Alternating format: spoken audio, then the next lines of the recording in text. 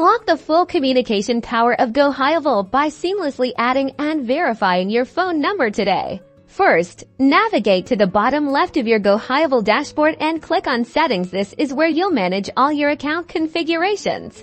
Within the settings, locate and click on the Company Settings option. This section is crucial for updating your business information.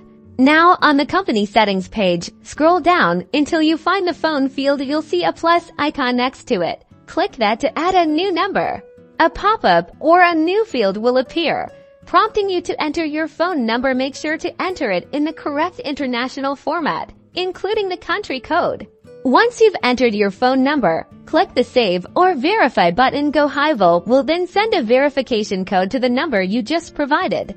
Check your phone for the SMS message containing the verification code. This step ensures that the number belongs to you and is ready for use. Return to Gohighlevel and input the verification code into the designated field to confirm your number.